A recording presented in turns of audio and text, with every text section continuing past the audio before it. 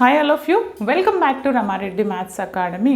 ఇదేంటి అని అంటే how to pass MSF. Okay, ఎంఎస్ఎఫ్లో మనకి ఇది యూనిట్ 4లో ఎంఎస్ఎఫ్ యూనిట్ 4లో R22 వాళ్ళకి ఓకే, అండ్ R18 వాళ్ళకి కూడా సేమ్ ఉందంటే ఈ unit. Okay, R22 and R18. ఇక్కడ ఏంటంటే చాలామంది లాస్ట్ మినిట్లో చూస్తారు 4th యూనిట్, బట్ చెప్తాను కొన్ని యూనిట్స్ ఈ వీడియో తర్వాత అసలు ఏది చదివితే పాస్ అవుతారని ఎంఎస్ఎఫ్లో అది కూడా చెప్తానండి. స్పెషల్ వీడియో చేసి ఎక్కడెక్కడ హౌ టు పాస్ ఉన్నాయి అనేది కూడా చెప్తాను. చాలామంది అయితే ఈ వీడియో ఈ యూనిట్ మనకి ఎక్కడ వస్తుంది, ఫస్ట్ యూనిట్ 8-9లో వస్తుంది, అవునా? 8-9. Okay, first unit 2 3 4 5 6 7 8 9 4th unit. ఇక్కడ మనకి క్వశ్చన్ నెంబర్ ఏ వస్తుంది, ఆర్ అనే ఆప్షన్ ఏబి ఉంటుంది.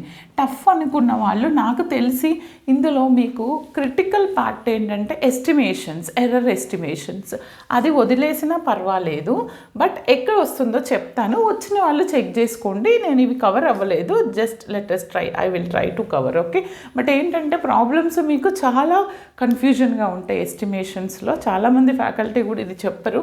ఇక్కడ మనకి 2 types ఆఫ్ ఉంటాయి, point estimation, interval estimation. Standard ఎర్రర్స్లో పాయింట్ ఎస్టిమేషన్ ఏంటి, interval estimation confidence intervals use చేస్తాము. ఓకే, వాటి మీద బేస్ చేసుకొని ప్రాబ్లమ్స్ ఉంటే మీరు చెక్ చేసుకోండి. ఇక్కడ మనకి ఇది లార్జ్ శాంపుల్, స్మాల్ శాంపుల్గా డివైడ్ చేస్తాము. బట్ టెస్టింగ్ ఆఫ్ హైపోథసిస్లో ఇది, ఎర్రర్స్లో ఇది వస్తుంది. బట్ టెస్టింగ్ ఆఫ్ హైపోథసిస్ ఎంత ఈజీ అంటే చదివితే హాఫ్ యూనిట్ ఎర్రర్స్ వదిలేసినా మీరు ఈ టెస్టింగ్ ఆఫ్ హైపోథసిస్ చూసుకొని పోతే మీరు కంపల్సరీ మీకు 8 మార్క్స్ వస్తాయి. బట్ మినిమం 5, మ్యాక్సిమం 8 అండి. అందులో మనకి ఏమేమి ఉంటాయి, Z test for single mean ఇస్తే ఎలా చేయాలి, ఆ జెడ్ టెస్ట్ ఫర్ సింగిల్ మీన్ని ఏ విధంగా ఐడెంటిఫై చేయాలి, and Z test for difference of mean, Z test for single proposition, Z test for difference of propositions ఉన్నప్పుడు అసలు వీటికి డిఫరెన్స్ ఎలా ఐడెంటిఫై చేయాలి అనేది టెస్టింగ్ ఆఫ్ హైపోథసిస్ స్టార్టింగ్ నుంచి టిల్ 14 వీడియోస్ ఉన్నాయండి. అందులో ఈ 4తో పాటు T test for single mean ఏంటి, T test for difference of mean, paid sample test ఉంది. ఇందులో వీటన్నింటినీ మీరు నేర్చుకుంటే షోర్ షార్ట్ మీ అదృష్టం బాగుంటే 2 క్వశ్చన్స్ ఒకే దగ్గర వచ్చేటట్టున్నాయి. లేదు అంటే ఒక ఎస్టిమేషన్ ఇస్తారు, ఒకటి ఇది ఇస్తారు, అండ్ ఇంకొకటి ఈ testing of hypothesis small sample, large sample నుంచి ఇస్తారు.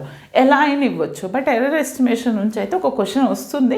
మీకు కుదిరితే మాత్రం చెయ్యండి. నాకు టైం ఉంటేనే నేను అది కవర్ చేస్తాను, నాట్ ష్యూర్, బట్ మీ దగ్గర ఉంటే చెక్ చేసుకోండి. ఇంకోటి ఏంటి అని అంటే ఈ టెస్టులు చేసేటప్పుడు ఫస్ట్ ఆఫ్ ఆల్ ఇది స్మాల్ శాంపుల్ అని ఎలా గుర్తుపట్టాలి, and large sample small sample అని ఎలా గుర్తుపట్టాలి, ఎలా చేయాలి అంటే మన వీడియోస్ చూడండి, క్లియర్గా ఉంటాయి. అందులో అడుగుతారు, what is the testing of hypothesis, what is the null hypothesis, what is the alternative hypothesis. ఇది నేను చాలా క్లియర్గా చెప్పాను. ఇవి మీకు షార్ట్లో వస్తే కంపల్సరీ చెక్ చేసుకోండి. వాటితో పాటు మేము ఏం చదవమన్న వాళ్ళు 4th యూనిట్లో at least only testing of hypothesis చూసుకొని వెళ్ళండి, అంతే సరిపోతుంది.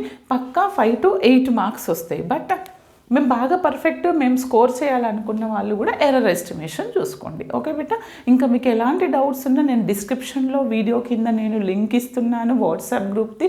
దాంతోపాటు ఓన్లీ మెంబర్స్కి లేటెస్ట్ మొన్నటి సప్లీ, అడ్వాన్స్డ్ సప్లీ నవంబర్ వరకు ఉన్నటువంటి పేపర్స్ PDF అనేది షేర్ చేయడం జరుగుతుంది. ఓకే, మీరు అవి చెక్ చేసుకోండి, అప్పుడు ప్రిపేర్ అవ్వండి. బట్ బాగా ప్రిపేర్ అవ్వండి, 1కి 2 సార్లు ప్రాక్టీస్ చేయండి. క్వశ్చన్ నెంబర్ 8-9లో వస్తేనే టెస్టింగ్ ఆఫ్ హైపోథసిస్, ఒక క్వశ్చన్కి 1 రాస్తారు, అలా రాయొద్దు బెట్ట. ఆల్ ది బెస్ట్, బాగా చదవండి. Thanks for watching.